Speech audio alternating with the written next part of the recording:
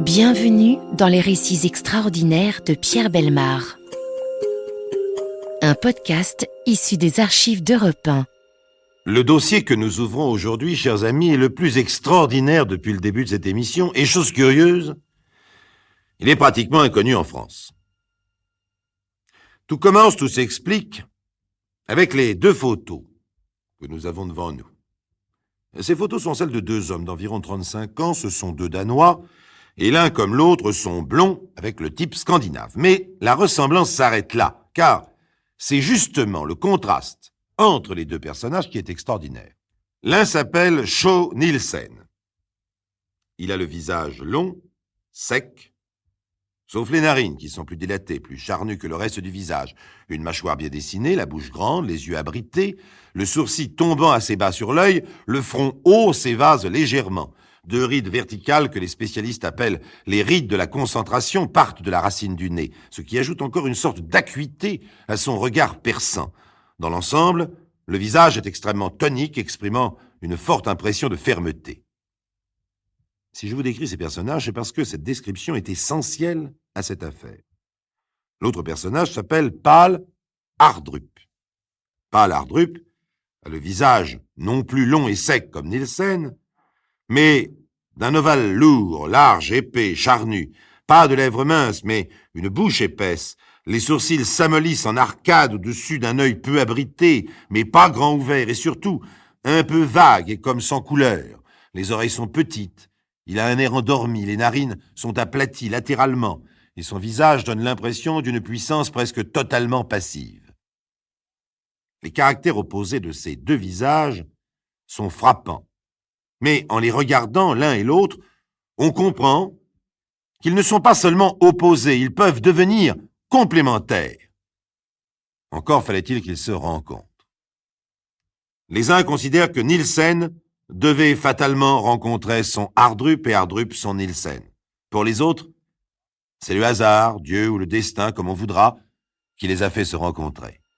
Toujours est-il que cette rencontre a ouvert l'un des plus extraordinaires dossiers de la police que nous ayons eu à dépouiller jusqu'ici et que Jacques-Antoine a choisi.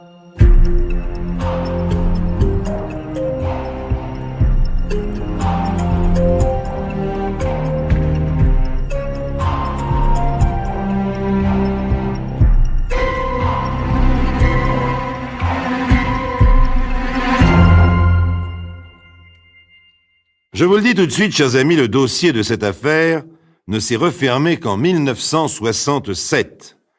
Mais il a été ouvert le 21 mars 1951, au matin, dans une rue tranquille dans un quartier de Copenhague. Au mois de mars, c'est encore l'hiver ici et personne ne remarque le jeune homme falot vêtu d'un passe-montagne qui marche d'un pas régulier et calme dans la foule. Personne non plus ne lui prête attention lorsqu'il pénètre dans la succursale d'une banque, la Landmanbanken. Tranquille, il traverse le hall pour s'arrêter devant le guichet de la caisse. Avec une calme assurance, il sort alors un pistolet. L'argent, vite. Le caissier lève la tête, les yeux arrondis, mais son étonnement et sa peur se transforment en sourire. Allons donc, un gangster, ce garçon, à l'allure débonnaire. Le caissier pense qu'il suffit de temporiser et il refuse. Alors, tout aussi calmement, le garçon débonnaire appuie une première fois sur la détente de son revolver et se retourne vers le directeur de la banque qui s'avançait vers lui. Deux coups de feu éclatent donc, comme le tonnerre, entre les murs de marbre et le sol dallé de la banque. On entend le bruit sourd de la chute du caissier qui, après avoir glissé sur son comptoir, a disparu derrière. Il ne reste qu'un peu de sang sur les billets.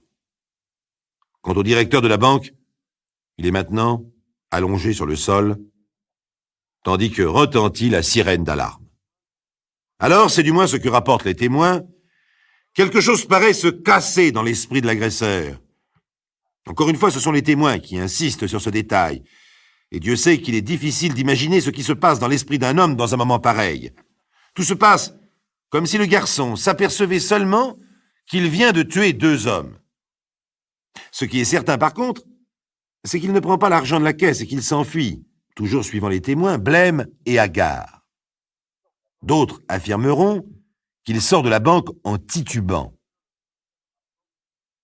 L'auteur de ce hold-up raté est arrêté le jour même. Il s'appelle Pál Hardrup, et pour la police, l'affaire paraît réglée. Mais en fait, elle vient tout juste de commencer.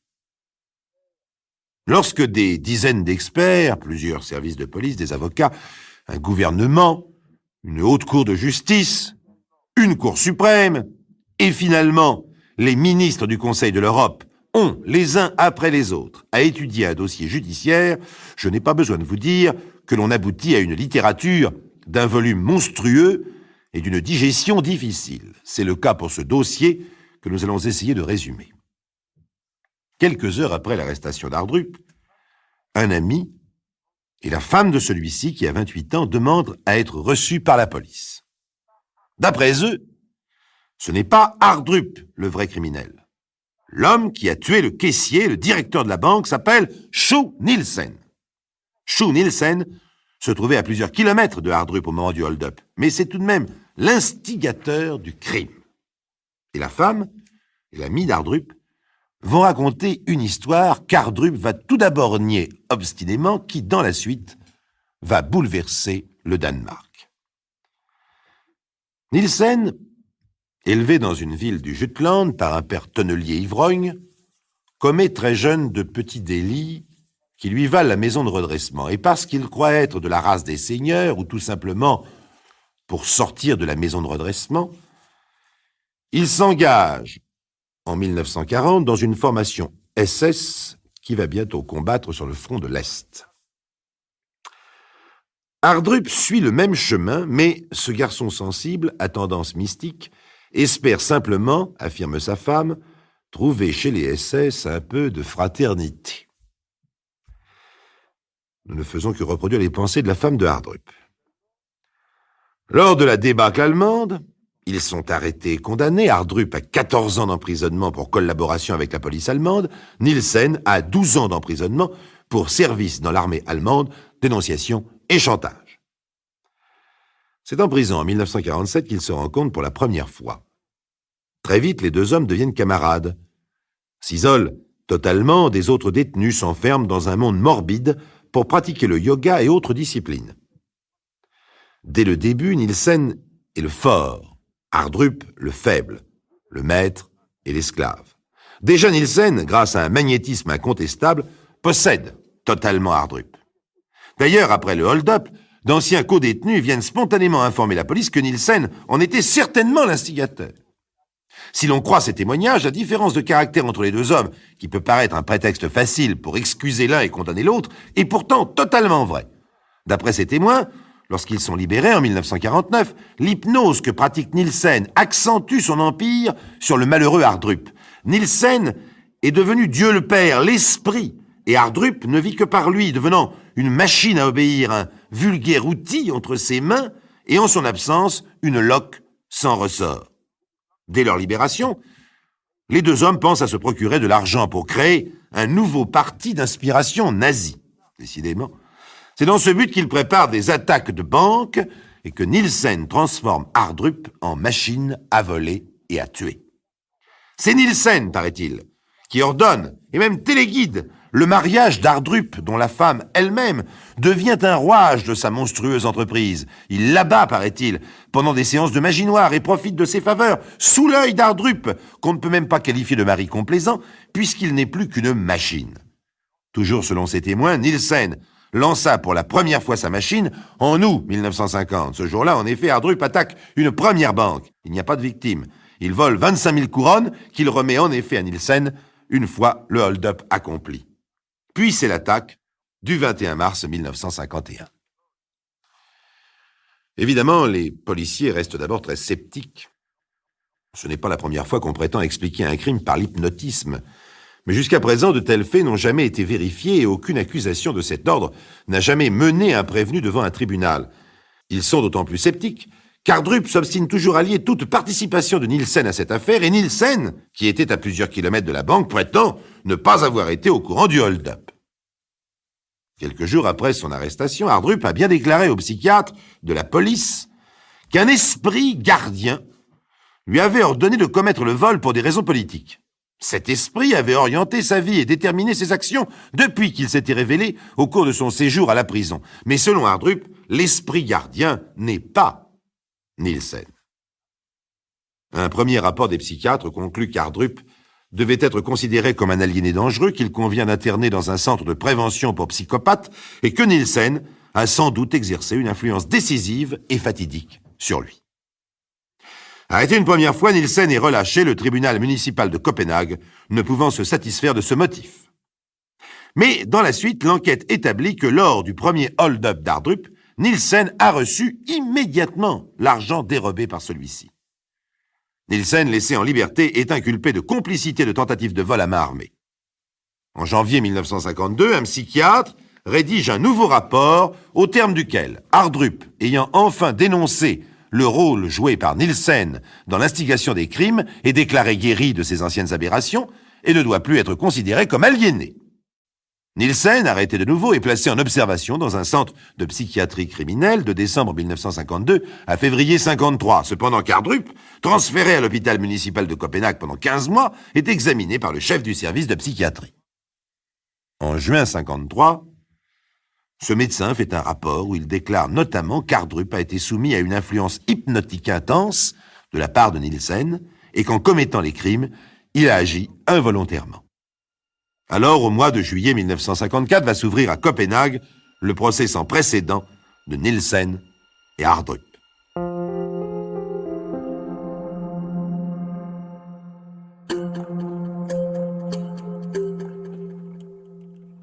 Donc, le procès sans précédent de Nielsen et Hardrup commence en juillet 1954. Il va durer 1 mois. Auparavant, il se pose un problème extrêmement sérieux pour rédiger l'acte d'accusation, car Nielsen et Hardrup ne peuvent être jugés l'un sans l'autre. Or, comme le dit le juge, ce qui est exceptionnel dans ce procès, ce n'est pas seulement le motif, mais l'opposition trop grande des intérêts des inculpés. Nielsen est donc accusé, premièrement, d'avoir instigé et organisé le vol à main armée commis par Hardrup en août 50 et de s'être fait remettre le produit du vol. Deuxièmement, d'avoir instigé et organisé la tentative de vol à main armée commise par Hardrup en mars 51 et l'homicide qui s'ensuivit. L'avocat de Nielsen demande à la Cour d'inviter le procureur à préciser si son client serait appelé à se défendre de l'accusation particulière d'hypnotisme. La Haute Cour, décidant qu'il ne pouvait être enjoint au procureur de préciser l'accusation, rejette la demande.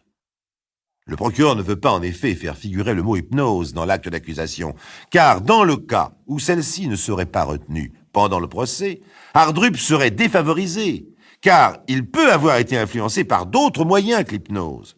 Le procureur préfère donc employer l'expression « instiguer », mais cela aura de graves conséquences. Comme il fallait s'y attendre, les débats sont dominés par la déposition des psychiatres, et notamment du docteur D, spécialiste de l'hypnose. Celui-ci tourne une chaise face aux jurés, s'assied, et leur fait un cours magistral de 7 heures. Pendant 7 heures, il exprime son intime conviction de l'innocence d'Hardrup, donc de la culpabilité de Nielsen. Évidemment, il ne présente pas de preuves et n'expose qu'une théorie médicale qui n'a aucune valeur juridique. Souvent, l'avocat de Nielsen et même le juge interviennent pour demander au témoin de ne pas sortir de son rôle de témoin de la défense. Mais c'est bien là le problème. Comment un expert de la défense peut-il être impartial? Défendre Hardrup, c'est forcément accuser Nielsen, et les jurés sont certainement très fortement ébranlés. La défense cite alors un autre psychiatre qui, lui, est bien entendu fortement opposé au premier. Il place sur des chaises des tas de livres et de notes diverses, puis commence devant le micro de la salle une déposition avec de grands effets et une voix élevée, mais beaucoup moins convaincante. Après 1 mois de débat, avant que les jurés ne se retirent pour délibérer, le président du tribunal leur demande de ne pas attacher une importance excessive à la déposition du premier psychiatre, allant jusqu'à regretter que celui-ci ait appelé Nielsen l'hypnotiseur, puisqu'il ne pouvait apporter aucune preuve que Nielsen eût hypnotisé Hardrup. Il fait donc de louables efforts pour tenter de rééquilibrer les arguments de chacun dans l'esprit du jury.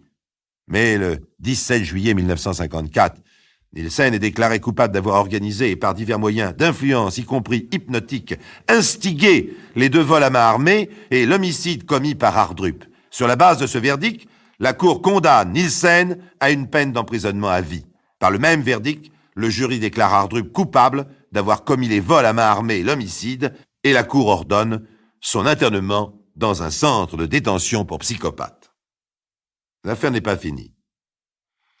Une partie de l'opinion danoise estime en effet que la peine infligée à Hardrup est trop rude. S'il a été hypnotisé, il aurait dû être purement et simplement acquitté. Dans un crime, on condamne l'homme, pas son revolver. C'est vite dit. Voyons en effet ce qu'on lit à ce propos dans un ouvrage spécialisé. L'hypnose est un sommeil incomplet provoqué par la suggestion hypnotique. Le sommeil hypnotique n'est pas un sommeil total. La conscience est engourdie mais non absente. Le sujet conserve la possibilité de concentrer son attention. Ses perceptions sensorielles existent. Au cours de l'hypnose, le sujet se montre obéissant envers l'hypnotiseur, mais dans une certaine limite seulement. Les ordres donnés pour être exécutés après le sommeil hypnotique seront souvent exécutés, mais on n'a jamais constaté qu'un patient accomplisse dans ces conditions un acte qui serait en contradiction profonde avec ses sentiments de moralité. En effet, le sommeil léthargique n'est nullement inconscient et par conséquent, le sujet ne répondra pas aveuglément à tous les ordres de l'hypnotiseur. Dans des circonstances sérieuses, les hypnotisés à l'état de veille redeviennent maîtres de leur action. On raconte qu'un hypnotiseur qui présentait une patiente hypnotisée permit à ses étudiants en médecine de faire des suggestions. L'un d'eux suggéra qu'elle quitte ses vêtements. À ces mots, l'hypnotisé s'éveilla brusquement et sortit très en colère. Il est donc invraisemblable que l'on puisse persuader une personne hypnotisée de commettre un crime, sauf si la personne a en elle une tendance au crime. Voilà pourquoi, même s'il a été hypnotisé, Hardrup ne peut pas être considéré comme irresponsable. Maintenant, venons-en à la partie de l'opinion favorable à Nielsen. Une partie de l'opinion estime que si certains indices indiquent une certaine participation de Nielsen au vol, rien ne prouvait sa participation au crime, et que l'affaire fut violemment embrouillée par les discussions des psychiatres, et qu'en tout état de cause, la condamnation à perpétuité est hors de proportion avec l'accusation limitée qui pouvait être formulée. Mais, comme malgré les appels, la Cour suprême confirme le jugement de la Haute Cour, l'avocat de Nielsen, le 2 décembre 1953, saisit la Cour spéciale d'une requête tendant à faire ordonner la réouverture du procès. Il invoque l'existence d'éléments de preuve nouveaux, notamment de 2 lettres d'Hardrup, dans lesquelles il déclare avoir faussement accusé Nielsen, celui-ci n'ayant eu aucune part directe à l'organisation ou à la préparation des 2 vols à main armée et de l'homicide. Le 29 juin 1957, la Cour spéciale, ayant pris connaissance d'un nouveau rapport du Conseil médico-légal, déclare qu'il n'existe en effet que fort peu de preuves directes des expériences hypnotiques que Nielsen aurait pratiquées sur Hardrup. Par contre, la Cour spéciale considère que les autres moyens de preuve indiquant que Nielsen aurait instigé Hardrup à commettre les crimes et les aurait organisés ont été appréciés par le jury dans des conditions normales.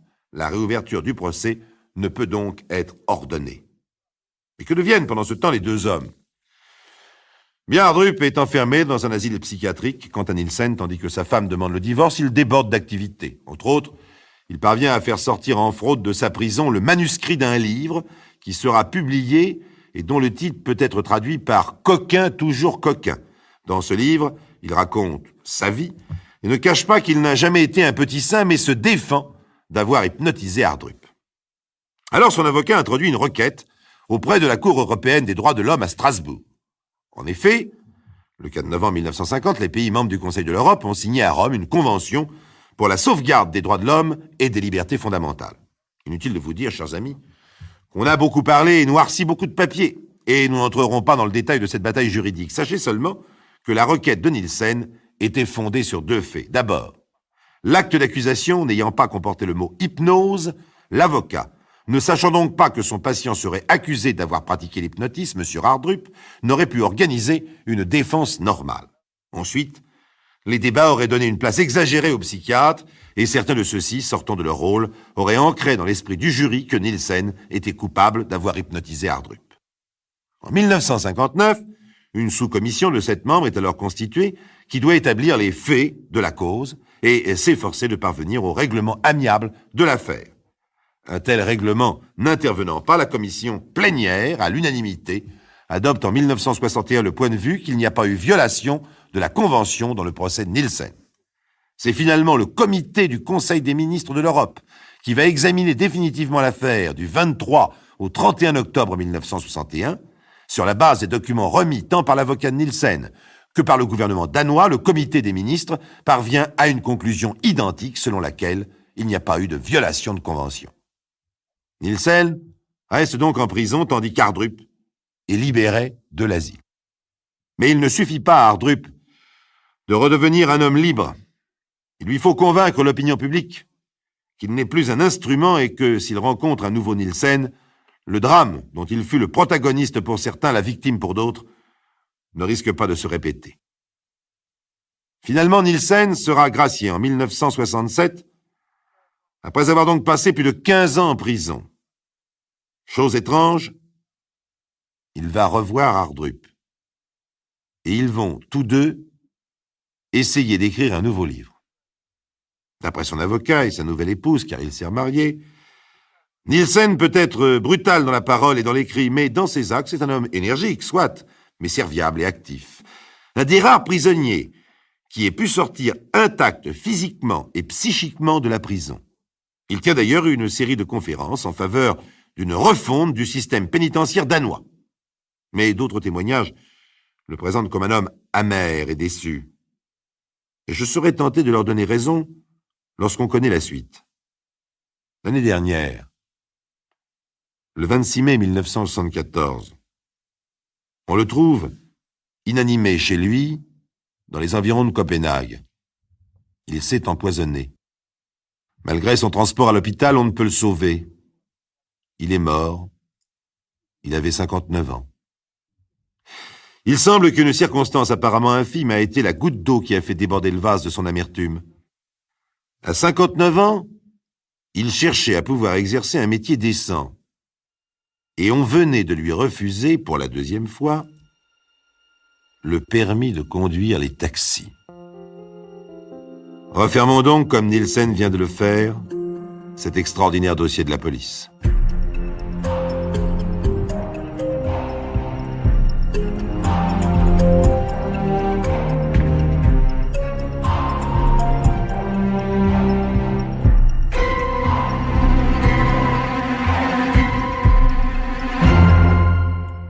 Vous venez d'écouter Les récits extraordinaires de Pierre Bellemare, un podcast issu des archives d'Europe 1 et produit par Europe 1 Studio. Réalisation et composition musicale, Julien Tarot. Production, Sébastien Guyot. Direction artistique, Xavier Joly. Patrimoine sonore, Sylvaine Denis, Laetitia Casanova, Antoine Reclus. Remerciements à Roselyne Bellemare.